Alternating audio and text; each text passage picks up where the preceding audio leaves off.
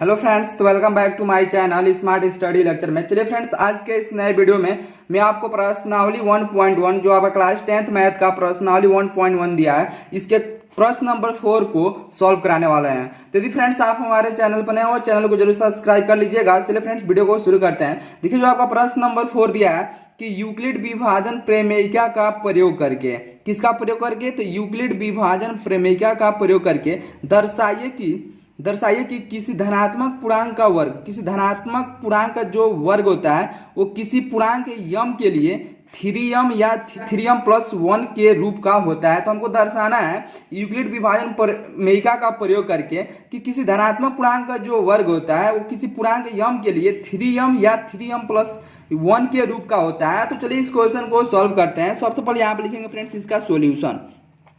क्या लिखेंगे? सॉल्यूशन। तो देखिए, हम जानते हैं कि जो आपका यूक्लिड विभाजन प्रमेयिका होता है वो आपका क्या होता है, वो आपका ए बराबर आपका क्या होता है फ्रेंड्स, वो आपका होता है बी इंटू क्यू और प्लस में आर होता है, यानी कि ए बराबर बी क्यू प्लस आर होता है। तो यहाँ पर देखिए फ्रेंड्स, आपका जो प्रश्न में बोल रहा है कि धनात्मक पूर्णांक का वर्ग किसी पूर्णांक यम के लिए 3m या 3m+1 के रूप का होता है। तो यहाँ पर देखिए, यदि हम इससे तुलना करेंगे इससे, तो आपका ए बराबर क्या दिया है, वो आपका दिया है 3m और आर के जवाब क्या दिया है 0, और दूसरा आपका क्या दिया है ए बराबर 3m और प्लस में 1 दिया है। क्या दिया है? 3m+1, यानी कि b का मान कितना दिया है? 3 दिया है। b का मान आपका दिया है 3।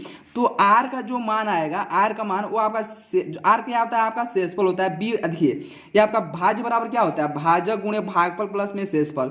तो भाज्य बराबर भाजक आपका कितना दिया है? 3 दे दिया है, आपका प्रश्न में दे दिया है 3।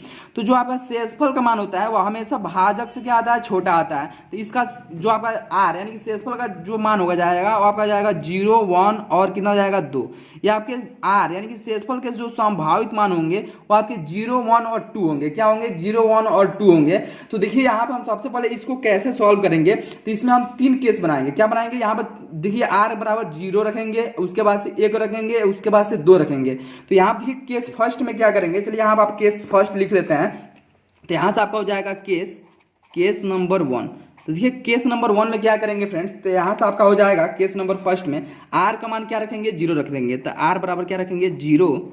r बराबर 0 रखने पर देखिए, जब r बराबर 0 रखेंगे तो यहाँ से आपका a का मान क्या आ जाएगा, तो a बराबर देखिए, ए बराबर बी के जवाब कितना रखेंगे, बी के जवाब रखेंगे 3। तो यहाँ से आपका हो जाएगा 3, और क्यू के जवाब कितना दिया है, यम दिया है। क्या दिया है? यम दिया है। तो यहाँ से आपको हो जाएगा 3m और प्लस में आर के जवाब क्या रखेंगे 0। तो ए का मान कितना आ गया? 3 इंटू यम आ गया, 3 इंटू यम आ गया। अब देखिए, आपका प्रश्न में क्या बोल रहा है कि धनात्मक पूर्णांक का वर्ग किसी पूर्णांक यम के लिए, यानी कि इसका क्या करेंगे? वर्ग करेंगे। ठीक है, तो यहाँ पर लिखेंगे फ्रेंड्स कि दोनों पक्षों का वर्ग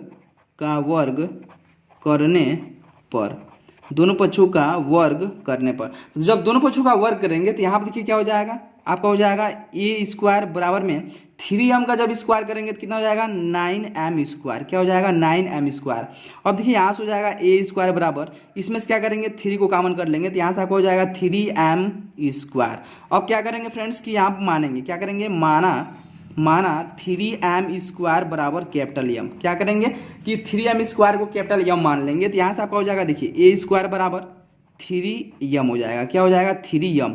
ठीक है, तो यहाँ पर देखिए फ्रेंड्स, आपका क्या प्रश्न में क्या बोल रहा है कि धनात्मक पूर्णांक का वर्ग किसी पूर्णांक यम के लिए 3m या 3m+1 के रूप का होता है। तो यहाँ पर देखिए, जब इसका वर्ग किए तो आपका क्या आ गया है? 3m के रूप का आ गया। यानी कि यहाँ पर लिखेंगे फ्रेंड्स कि 3m का रूप।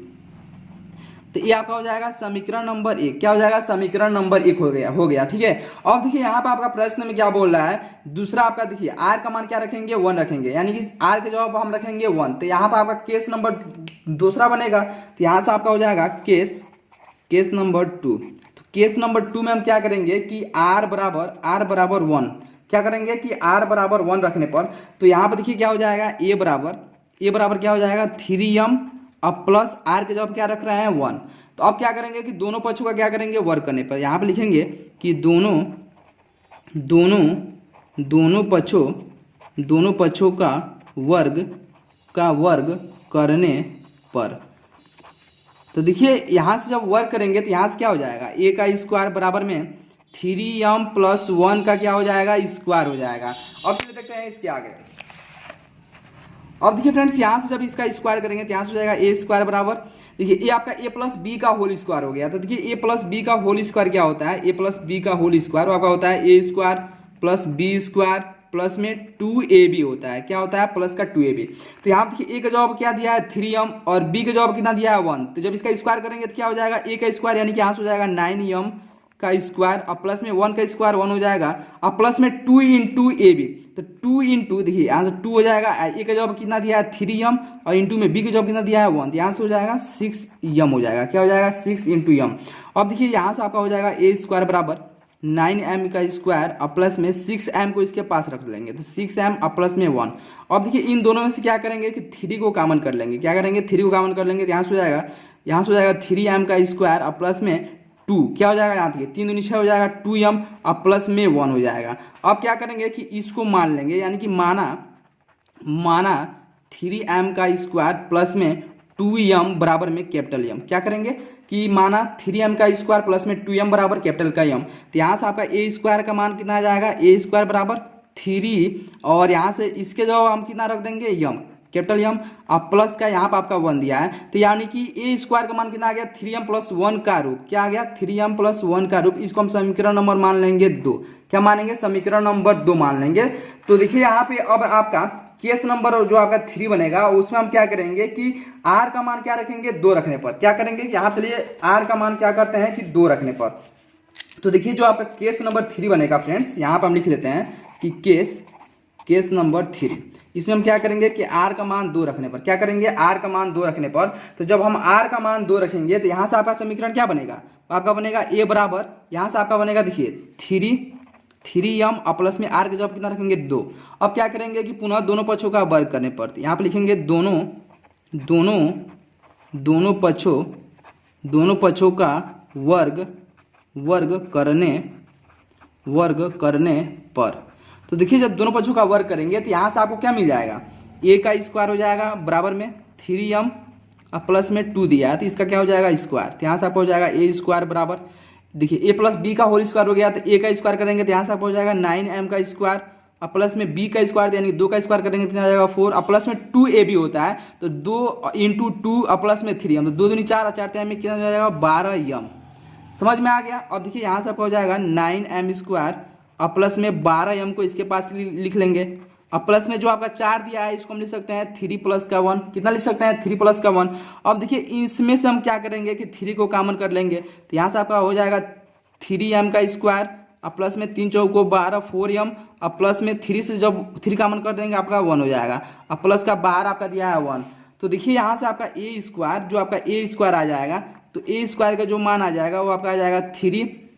अब देखिए इसको हम क्या करेंगे कि इसको हम मान लेंगे कैपिटल m, तो यहाँ से आपको हो जाएगा 3m और प्लस 1, यानी कि जो आपका 3a स्क्वायर का जो मान आ गया आपका 3m प्लस 1 का रूप का हो गया, ठीक है 1 का यानी कि 3m प्लस 1 का रूप का है। तो देखिए यहाँ पे समीकरण नंबर, यहाँ पे देखिए समीकरण नंबर 1 और जो देखिए फ्रेंड्स यहाँ से जो आपका समीकरण नंबर 1 और समीकरण नंबर यहाँ पे जो आपका 2 आया है और यहाँ से जो आपका समीकरण नंबर 3 आया है, इससे अब हमको क्या स्पष्ट हो रहा है। तो यहाँ पर हम लिखेंगे फ्रेंड्स कि समीकरण, चलिए लिख लेते हैं समीकरण यहाँ पे लिखेंगे कि समीकरण 1 2 तथा 3, समीकरण 1 2 तथा 3 से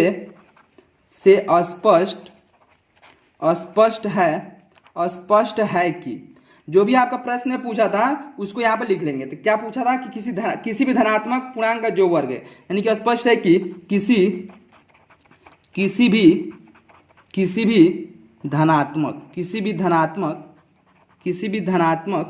पूर्णांक का वर्ग, किसी भी धनात्मक पूर्णांक का जो वर्ग है वर्ग करने पर 3m या 3m प्लस 1 के रूप का होता है, ठीक है के रूप का होता है। तो यही आपका हो जाएगा फ्रेंड्स आंसर, क्या हो जाएगा यही आपका हो जाएगा आंसर। तो आशा करते हैं फ्रेंड्स जो आपका यहाँ पे जो आपका प्रश्न नंबर जो आपका 4 दिया है ये आपको अच्छे से समझ में आ गया होगा।